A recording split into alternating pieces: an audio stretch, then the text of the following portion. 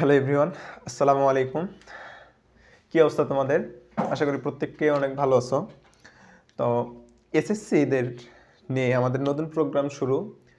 SSC 26 SSC 2026কে নিয়ে আমাদের আজকে থেকে যাত্রা শুরু। আমরা কোন চ্যাপ্টার দিয়ে শুরু করতেছি? আমরা পদার্থবিজ্ঞানের একটা চ্যাপ্টার দিয়ে শুরু করতেছি। আমি আগে যদি বলে নেই, এই ইউটিউব চ্যানেলে আমরা পদার্থ, রসায়ন আর হচ্ছে জীববিজ্ঞান, পদার্থ, রসায়ন এবং জীববিজ্ঞান, এই তিনটি বই পুরা কমপ্লিট করে দেবো ইনশাআল্লাহ। এজন্য কি করতে হবে? তোমাদেরকে সাপোর্ট দিতে হবে। তাই তোমরা যারা এসএসসির স্টুডেন্টরা যারা এই ভিডিওটি দেখছো, তারা অনুগ্রহপূর্বক আমাদের চ্যানেলটিকে সাবস্ক্রাইব করবে। ভিডিও যদি ভালো লেগে থাকে তাহলে অবশ্যই লাইক, কমেন্ট ও শেয়ার করতে ভুলবে না। তাহলে দেখো আজকে আমরা কি দিয়ে শুরু করব? আজকে আমরা পদার্থবিজ্ঞান দিয়ে শুরু করব। এবং পদার্থবিজ্ঞানে আমাদের টোটাল কয়টি চ্যাপ্টার আছে এটি প্রথমে একটু যদি বলি। আমাদের পদার্থবিজ্ঞানে টোটাল 13টি অধ্যায় আছে। কয়টি অধ্যায়? 13টি অধ্যায় আছে। এই 13টি অধ্যায়ের মধ্যে আমাদের প্রথম যে অধ্যায়, সেই অধ্যায়ের নাম হচ্ছে ভৌত জগৎ ও পরিমাপ। তো পরিমাপ সংক্রান্ত যে অধ্যায়টা, এই অধ্যায়টা আমরা একটু পরে শিখব, একটু কিছুদিন পরে পড়ব। তার আগে আমরা কোন অধ্যায়টা পড়ব? এই তো উপরে লিখে রাখছি, গতি। কোন অধ্যায় পড়ব? গতি। তো আসো কথা না বাড়িয়ে আমরা ডিরেক্ট ক্লাসে চলে যাই। আচ্ছা দেখো তো, অধ্যায়ের নাম গতি, তাহলে আমাদের প্রথমে অবশ্যই জানতে হবে গতি জিনিসটা কি। আচ্ছা, গতি জিনিসটা কি? আসো আমরা এখন এটা শিখি। গতি জিনিসটা কি? আমরা বাস্তব জীবনে অনেক কিছু দেখছি যে একটা জিনিস এক জায়গা থেকে অন্য জায়গায় যাচ্ছে। এক জায়গা থেকে অন্য জায়গায় যাইতে হলে কি হয়? গতি সম্পূর্ণ হইতে হয়। যেমন আমরা কি বলি? গাড়ির গতি ধীরে ধীরে বৃদ্ধি পায়। গাড়ির গতি বৃদ্ধি পায় কিভাবে? ধীরে ধীরে। তাহলে এই যে দেখো, গাড়িটা যদি এখান থেকে এ বিন্দু বলি, এটা যদি বি বিন্দু বলি, এ বিন্দু থেকে বি বিন্দুতে কি করে? তার অবস্থানের পরিবর্তন করে। এই যে অবস্থানের পরিবর্তন, এ বিন্দু থেকে বি বিন্দুতে অবস্থানের যে পরিবর্তনটা, সেটা কি করে? নির্দিষ্ট সময়ে করে।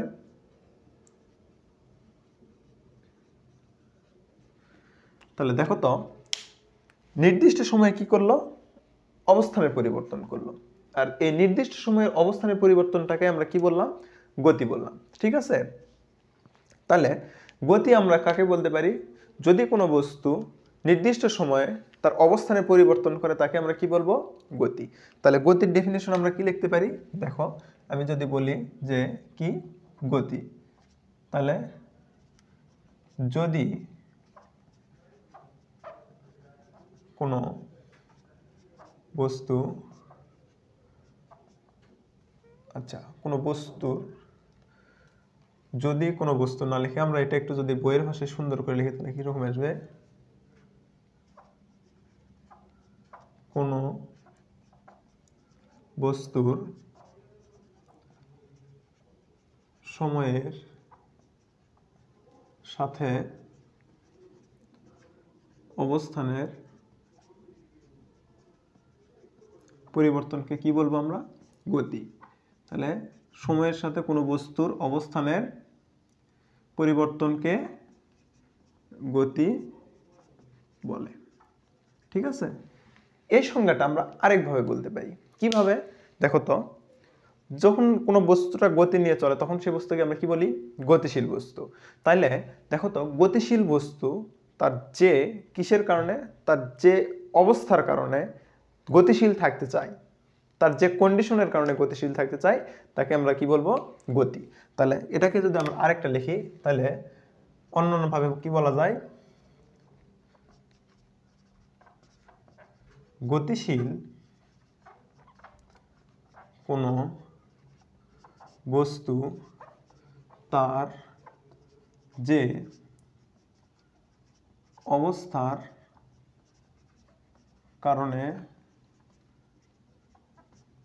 গতিশীল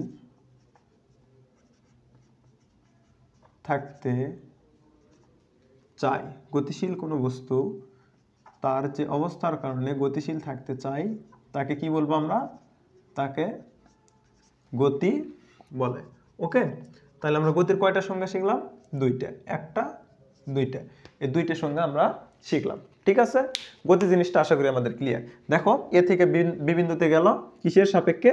সময়ের সাপেক্ষে। তাহলে কোনো বস্তুর সময়ের সাপেক্ষে অবস্থানের পরিবর্তনকে কি বলবো আমরা? বেগ বলবো। এবং আরেকভাবে কি বলতে চাই, গতিশীল বস্তু তার যে অবস্থার কারণে গতিশীল থাকতে চায় তাকে আমরা কি বলবো? বেগ বলবো। ঠিক আছে, এরপরে দেখো আমি যদি চিত্রটা মুছে দেই, তাহলে দেখো বেগ যেহেতু জানলাম, তার মানে বেগ যখন থাকে তখন কি বস্তুটা গতিশীল থাকে, তাহলে গতির বিপরীত কি? স্থিতি। তাহলে আমরা এখন স্থিতি জিনিসটাও জানতে হবে। এখন কি জানতে হবে? স্থিতি। স্থিতি, আচ্ছা দেখো তো গতির ক্ষেত্রে আমরা কি বলছি? বস্তুর সময়ের সাথে অবস্থানের পরিবর্তন, তার মানে কি সে এক অবস্থা থেকে অন্য অবস্থাতে যায়। আর স্থিতির ক্ষেত্রে বা থামার ক্ষেত্রে আমরা কি দেখি? স্থিতিকে আরেকটা ভাষায় বললে, আমরা স্বাভাবিক ভাষায় বললে কি বলতে পারি? থেমে থাকা। তাহলে সে কি অবস্থানের পরিবর্তন করে সময়ের সাথে? করে না। তাহলে আমরা এই সংজ্ঞাটা লিখবো কিভাবে? যে কোনো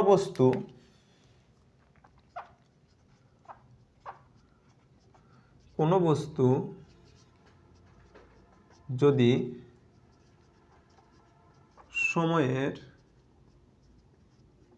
সাথে তার, আচ্ছা দেখো বস্তুটা স্থির, কিন্তু প্রকৃত অর্থে কি সেই স্থির? প্রকৃত অর্থে কিন্তু স্থির না। এখন প্রশ্ন হচ্ছে যে স্থির কিন্তু স্থির না, কিরকম ব্যাপারটা হলো না? হ্যাঁ, পৃথিবী কিন্তু সবসময় ঘোরে, আর পৃথিবী ঘুরলে পৃথিবীর একটা কি আছে? গতি আছে। পৃথিবীর এই গতির সাথে আমরা গতিশীল, কিন্তু স্থির এই বস্তুটা কোন সাপেক্ষে স্থির? তার পারিপার্শ্বিকের সাপেক্ষে। পারিপার্শ্বিক মানে কি? তার আশেপাশের পরিবেশ। তার মানে কি স্থিতিটা কি? মূলত আপেক্ষিক। তার মানে কি কিসের সাপেক্ষে স্থির? তার পারিপার্শ্বিকের সাপেক্ষে। তাহলে আমরা বলতে পারি কোনো বস্তু যদি সময়ের সাথে তার পারিপার্শ্বিকের সাথে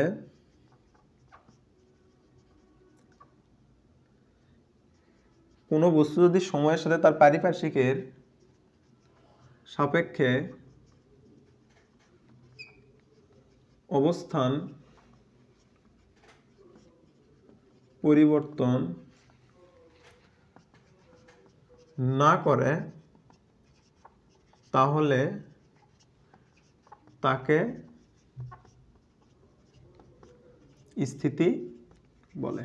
ওকে, তাহলে দেখো কোনো বস্তু যদি সময়ের সাথে তার পারিপার্শ্বিকের সাপেক্ষে অবস্থানের পরিবর্তন না করে তাহলে তাকে আমরা কি বলবো? স্থিতি। আর অবস্থানের পরিবর্তন করলে তাকে কি বলবো? গতি।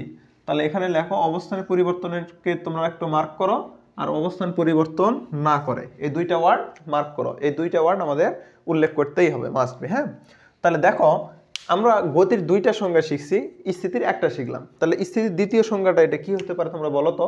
এটা কি? গতিশীল কোনো বস্তু তার যে অবস্থার কারণে গতিশীল থাকতে চায় তাকে গতি বলি। তাহলে স্বাভাবিকভাবে এটা কি হওয়ার কথা? তাহলে স্থিতিশীল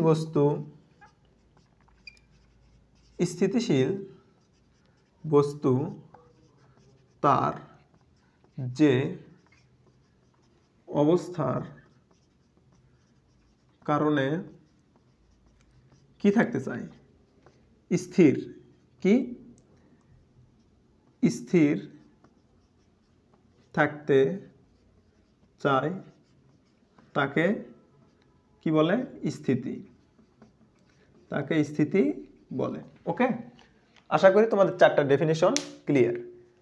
ঠিক আছে, তো দেখো এই ডেফিনেশনগুলো যদি আমাদের ক্লিয়ার হয়ে থাকে আমরা এখন পরের স্টেপে যাব। আমাদের পরের স্টেপ কি? দেখো আমাদের অধ্যায়টা মূলত কি নিয়ে? অধ্যায়টা মূলত গতি নিয়ে।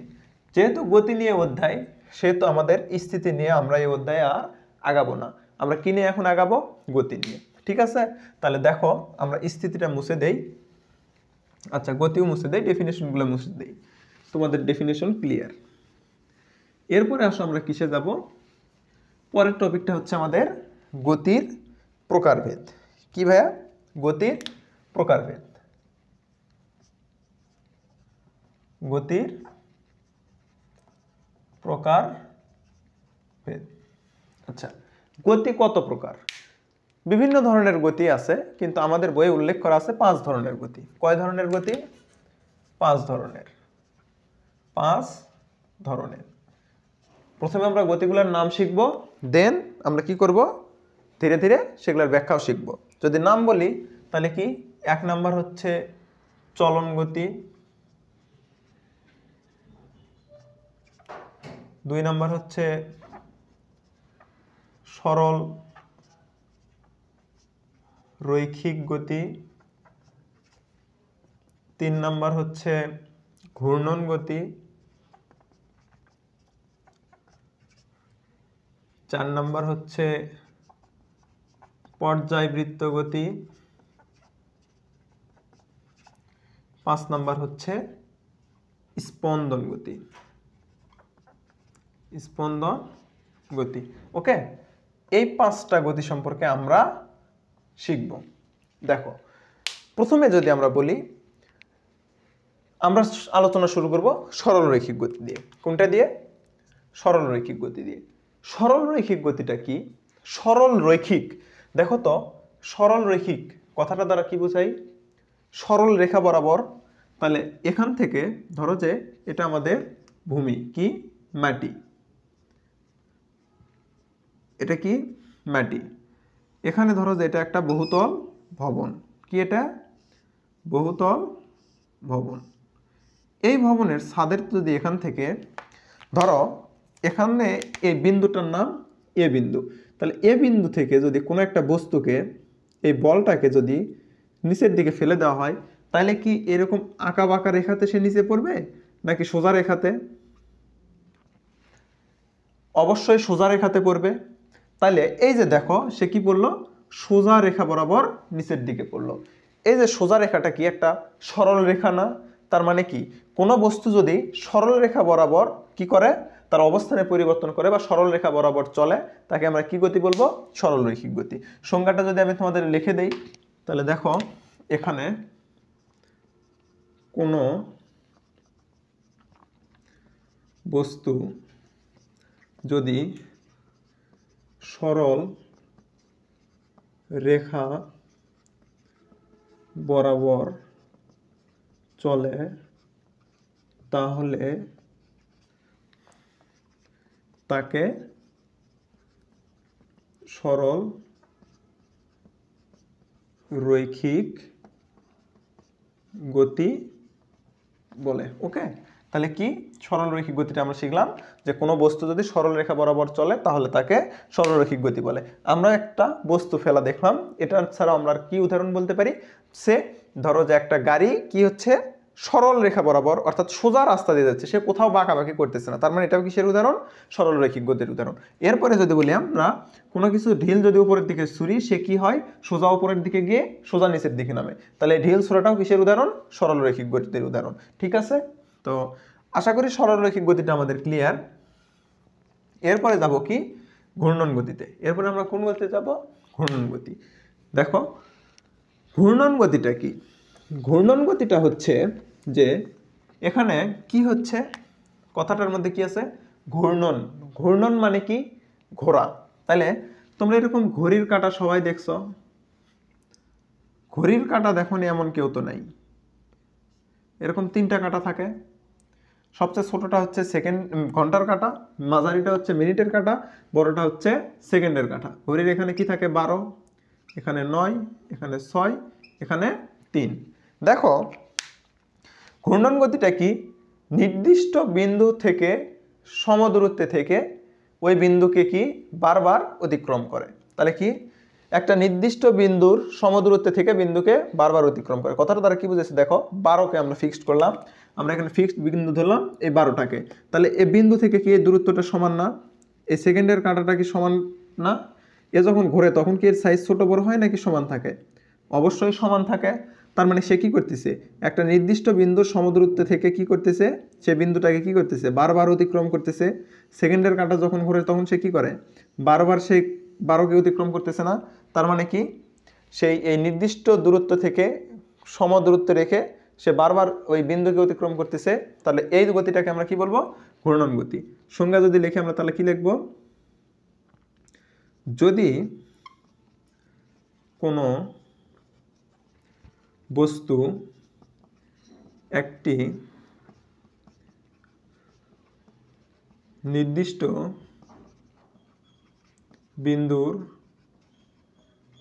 সমদূরত্বে থেকে বারবার বিন্দুটিকে অতিক্রম করে তাহলে তাকে ঘূর্ণন গতি বলে। নিচে কি লেখা দেখা যাচ্ছে? ওহো, নিচে তো লেখা দেখা যাচ্ছে না। আচ্ছা, আমি যদি এটা মুছে উপরে লিখে দেই তাহলে কি, যদি কোনো বস্তু একটি নির্দিষ্ট বিন্দু হতে বা থেকে, একই কথা, হতে সম দূরত্বে থেকে কি করে, বারবার কি করে, বিন্দুটিকে অতিক্রম করে,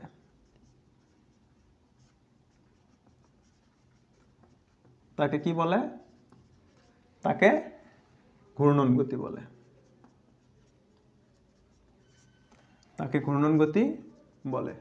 উদাহরণস্বরূপ আমরা কি বলতে পারি? উদাহরণ হচ্ছে ঘড়ির কাঁটার গতি, তারপরে হচ্ছে কি, বৈদ্যুতিক পাখার গতি। ঠিক আছে, তাহলে ঘড়ির কাঁটার গতি, বৈদ্যুতিক পাখার গতি, এগুলো কি গতির উদাহরণ? ঘূর্ণন গতির উদাহরণ। ঠিক আছে, তাহলে আমাদের ঘূর্ণন গতিটাও শেষ। এরপরে আসো আমরা কিসে যাব? পর্যাবৃত্ত গতি। দেখো পর্যাবৃত্ত গতিটা কি? পর্যাবৃত্ত গতিটা হচ্ছে যদি কোনো বস্তু একটি নির্দিষ্ট বিন্দুকে কেন্দ্র করে বারবার চক্রাকারে ঘুরতে থাকে। কি থাকে? যদি কোনো বস্তু এক নির্দিষ্ট বিন্দুকে কেন্দ্র করে বারবার চক্রাকারে ঘুরতে থাকে। দেখো তো ঘড়ির কাঁটাটা কি করতেছে? এই বিন্দুটাকে কেন্দ্র করে বারবার কি করতেছে? চক্রাকারে ঘুরতেছে। তার মানে এই ঘড়ির কাঁটাটা কিসের উদাহরণ? কিসের উদাহরণ? পর্যাবৃত্ত গতি। কিসের? পর্যাবৃত্ত গতি। তাহলে আমরা এখন সেখান থেকে লিখতে পারি কি, যদি কোনো বস্তু একটি নির্দিষ্ট বিন্দুকে কেন্দ্র করে বারবার চক্রাকারে ঘুরতে থাকে, তাকে কি বলে? তাকে হচ্ছে পর্যাবৃত্ত গতি বলে। কি? পর্যাবৃত্ত গতি। তাহলে এরকম কি কি হতে পারে? পৃথিবী, সূর্যকে কেন্দ্র করে পৃথিবীর বেগ, এটা একটা কি? পর্যাবৃত্ত গতি। ঘড়ির কাঁটার গতি, পর্যাবৃত্ত গতি। বৈদ্যুতিক পাখার গতি, পর্যাবৃত্ত গতি। তার মানে কি, বৈদ্যুতিক পাখার গতি, ঘড়ির কাঁটার গতি, একই সাথে ঘূর্ণন গতি, পর্যাবৃত্ত গতি। ঠিক আছে, আচ্ছা এরপরে দেখো আমাদের কি শেষ হইল? পর্যাবৃত্ত গতি শেষ। এরপরে আসো কি পড়বো? স্পন্দন গতি। স্পন্দন গতিটা আমাদের বোঝা একটু কষ্টকর, তবু আমরা চেষ্টা করবো সহজ করে বোঝার। আশা করি তোমাদের কষ্ট হবে না। তো দেখো এবার আমরা কি পড়বো? স্পন্দন গতি। যদি আমরা পর্যাবৃত্ত গতি বুঝে থাকি তাহলে স্পন্দন গতি আমাদের জন্য সহজ। দেখো তোমরা সবাই স্প্রিং দেখছো না? স্প্রিং, দেখো এটা কি? এটা একটা স্প্রিং।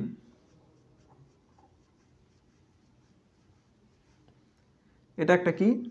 স্প্রিং। ওকে, তাহলে এই স্প্রিংটা, এটা হচ্ছে তার স্বাভাবিক অবস্থা। এটা তার কি অবস্থা? স্বাভাবিক অবস্থা। আর পদার্থবিজ্ঞানের ভাষায় স্বাভাবিক অবস্থাকে কি বলা হয়? সাম্যাবস্থা। কি? সাম্যাবস্থা।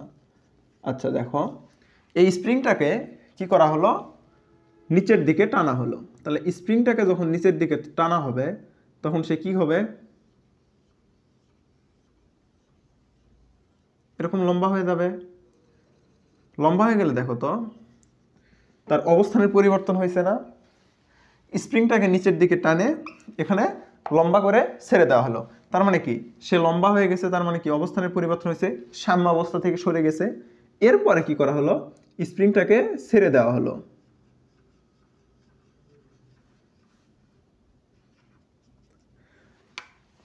লম্বা করে টেনে ছেড়ে দিলে সে আবার কি সংকুচিত হয়ে যাবে না?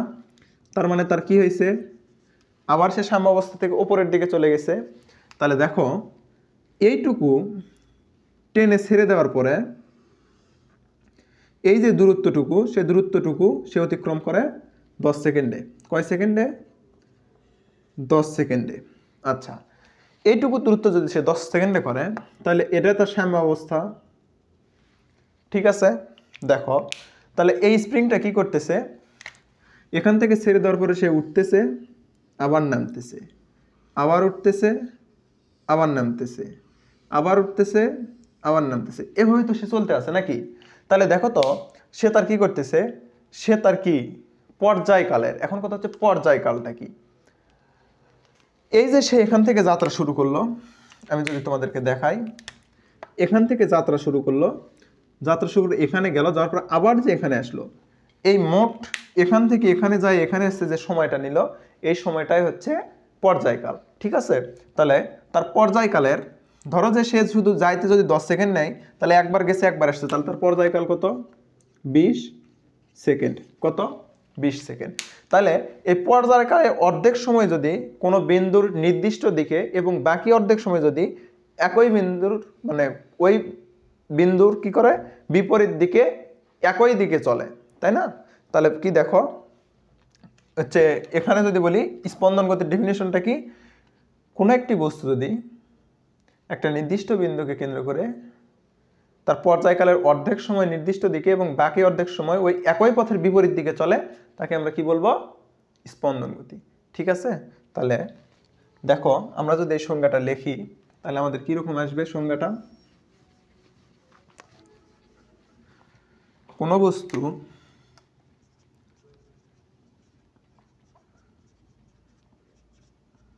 যদি তার পর্যায়কালের অর্ধেক সময় কোনো নির্দিষ্ট দিকে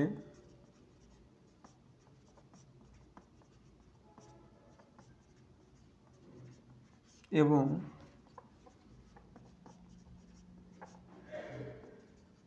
বাকি অর্ধেক সময় কি, এটা যদি নির্দিষ্ট কোনো দিকে হয় তার মানে কি বিপরীত একই দিকে, এর বিপরীত একই দিকে চলে, তাহলে তাকে কি বলে? স্পন্দন গতি বলে। কি?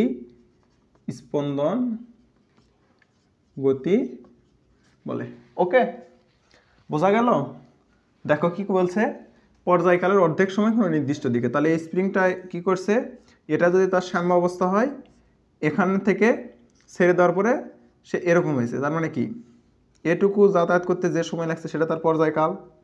তাহলে এই পর্যায়কালের এখান থেকে টোটালে যদি 20 সেকেন্ড লাগে, তাহলে এটুকু উঠতে তার লাগছে 5 সেকেন্ড, এটুকু উঠতে লাগছে 5 সেকেন্ড, আবার এটুকু নামতে লাগছে 5 সেকেন্ড, এটুকু নামতে লাগছে 5 সেকেন্ড। তাহলে সংজ্ঞাতে কি বলছে, কোনো বস্তু যদি তার পর্যায়কালের অর্ধেক সময় কোনো নির্দিষ্ট দিকে, তাহলে এই যে পর্যায়কাল 20 সেকেন্ড, তার অর্ধেক সময় দেখো তো, অর্ধেক সময় কোন দিকে কাটাইছে? উপরের দিকে যদি বলি 5 আর 5 10 সেকেন্ড এর উপরের দিকে কাটাইছে, এবং বাকি অর্ধেক সময় এর বিপরীত দিকে চলে, তাহলে বাকি এর অর্ধেক সময় কি এর বিপরীত দিকে চলে, তাহলে এর বিপরীত একই দিকে চলে। হ্যাঁ, এর বিপরীত একই দিকে মানে কি, এটা যেদিক এটা তার বিপরীত একই দিক, তাই তো নাকি? এর বিপরীতে একই দিকে চলে, তাকে কি বলা হয়? তাকে স্পন্দন গতি বলা হয়। ক্লিয়ার? আশা করি ক্লিয়ার। দেখো তাহলে আমাদের স্পন্দন গতিও চলে গেল, বাকি থাকলো কি চলন গতি। এখন আমরা চলন গতিটা করব।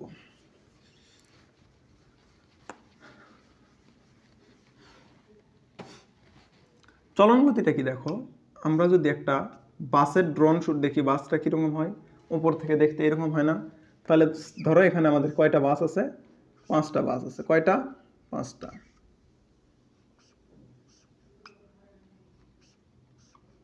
এখন দেখো তো 5টা বাস কি একই লাইনে আছে?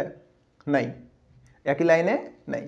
এই 5টা বাস কি করছে, 5টা বাস ধরো যে 5 কিলোমিটার দূরত্ব গেছে, যাওয়ার পরে বাসগুলা এই অবস্থানে আসছে। ঠিক আছে,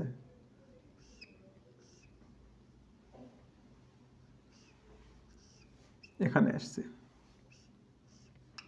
এখন কথা হচ্ছে দেখো তো বাসগুলা এই পাশে যে সেম লাইনে ছিল, ধরো যে এখান থেকে এটুকু দূরত্ব, এটার এখান থেকে এটুকু দূরত্ব, এটার এখান থেকে এটুকু দূরত্ব, এটার এখান থেকে এটুকু দূরত্ব, এটার এখান থেকে এটুকু দূরত্ব, সবগুলাই কি 5 কিলোমিটার, সবগুলাই কি 5 কিলোমিটার। তাহলে দেখো তো সবগুলা যখন একসাথে 5 কিলোমিটার দূরত্ব অতিক্রম করছে, একই দিকে অতিক্রম করছে না?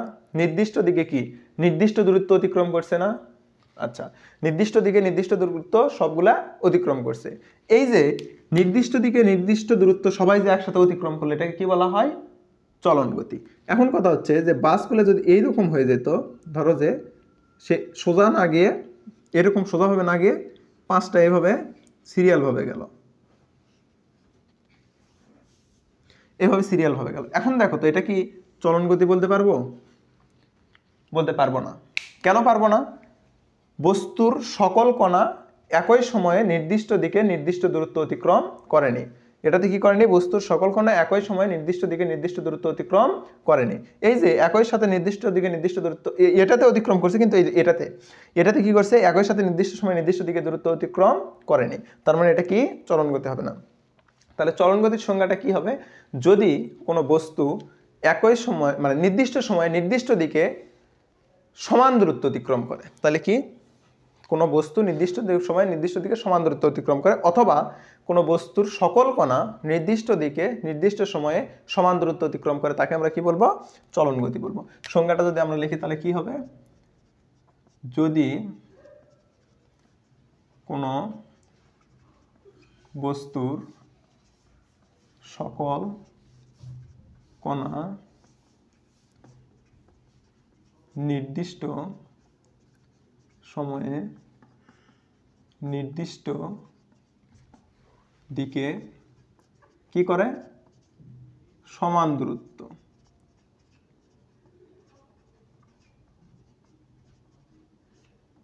অতিক্রম করে, তাহলে তাকে কি বলে?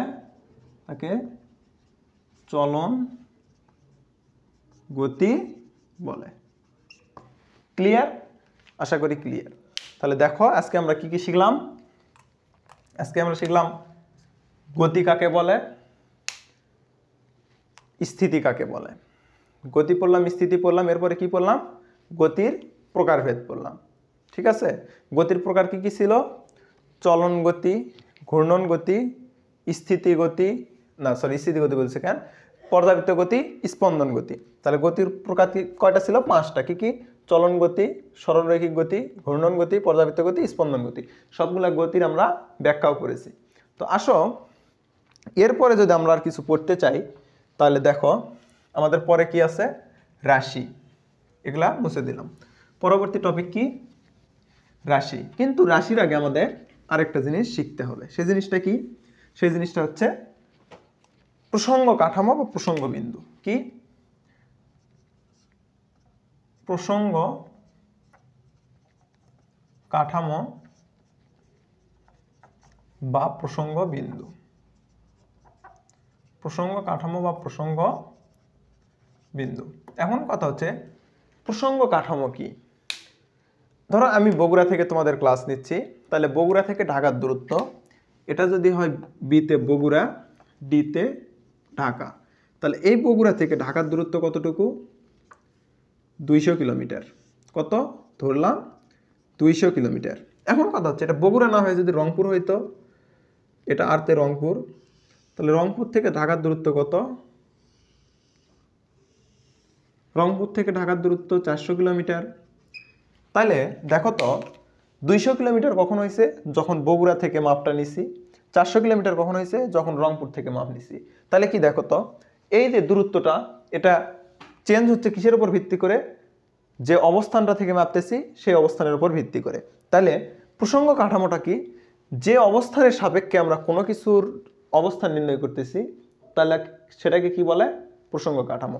বা যে কাঠামোর সাপেক্ষে কোনো কিছুর অবস্থান নির্ণয় করা হয় তাকে কি বলা হয়? প্রসঙ্গ কাঠামো। আচ্ছা, এখন প্রসঙ্গ বিন্দুটা কি? এটা তো কি ধরলাম? এটা রংপুর একটা শহর ধরলাম, বগুড়া একটা শহর ধরলাম, ঢাকা একটা শহর ধরলাম। এখন এই বড় শহর না হয়ে যদি বলি এ বিন্দু বি বিন্দু, এ বিন্দু থেকে বি বিন্দু দূরত্ব 5 মিটার।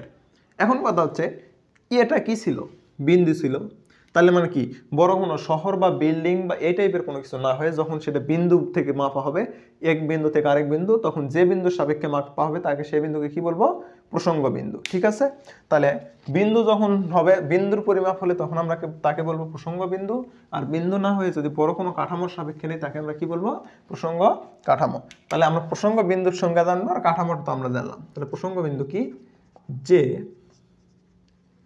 বিন্দুর সাহায্যে কোনো কিছুর অবস্থান নির্ণয় করা হয় তাকে প্রসঙ্গ বিন্দু বলে। ওকে, তাহলে কি, যে বিন্দুর সাহায্যে কোনো বিন্দুর অবস্থান নির্ণয় করা হয় তাকে কি বলা হয়, প্রসঙ্গ বিন্দু। কোন বিন্দুকে, তাকে বলতে কোনটা, যে বিন্দুটার সাহায্যে আমরা মাপছি সেই বিন্দুকে। আচ্ছা, এখন কাঠামো না বলে যদি এখানে কি বলতো, প্রসঙ্গ বিন্দু না বলে কাঠামো বলতো, তাহলে বলতাম কি, যে কাঠামোর সাহায্যে কোনো বস্তুর অবস্থান নির্ণয় করা হয় তাকে প্রসঙ্গ কাঠামো বলে, প্রসঙ্গ কাঠামো বলে। উদাহরণ যদি বলি তাহলে দেখো, এটাতে যদি বলি, এটা যদি এ বিন্দু হয়, বি বিন্দু, এ বিন্দুর সাপেক্ষে বি বিন্দু নির্ণয় করছি 5 মিটার, তাহলে এখানে প্রসঙ্গ বিন্দুকে, এ বিন্দুটা হচ্ছে প্রসঙ্গ বিন্দু। ক্লিয়ার? আশা করি তোমাদের ক্লিয়ার। তাহলে দেখো আজকে আমরা যেটুকু পড়ছি আশা করি তোমাদের সম্পূর্ণ ক্লিয়ার। তো যদি ভালো লেগে থাকে ভিডিওটা, অবশ্যই ভিডিওতে লাইক দিতে ভুলবা না, কমেন্ট করে জানাবা তোমাদের কেমন লাগলো ক্লাসটি, এবং সবাই চ্যানেলটি সাবস্ক্রাইব করে দিবা। তোমরা যদি চ্যানেলটি সাবস্ক্রাইব করো, তোমরা যদি ক্লাসটি দেখো, তোমাদের সাবস্ক্রাইব ভিউ দেখে আমরা বুঝতে পারবো যে তোমাদের ক্লাসগুলো কেমন লাগতেছে। যদি ক্লাসগুলো ভালো লাগে অবশ্যই সাবস্ক্রাইব করে দিও নেক্সটে, তাহলে আমরা আরও ভিডিও দিতে অনুপ্রাণিত হব। তো আজকে এ পর্যন্তই, দেখা হবে পরবর্তী ক্লাসে পরবর্তী টপিক নিয়ে। আল্লাহ হাফেজ, আসসালামু আলাইকুম ওয়া রাহমাতুল্লাহ।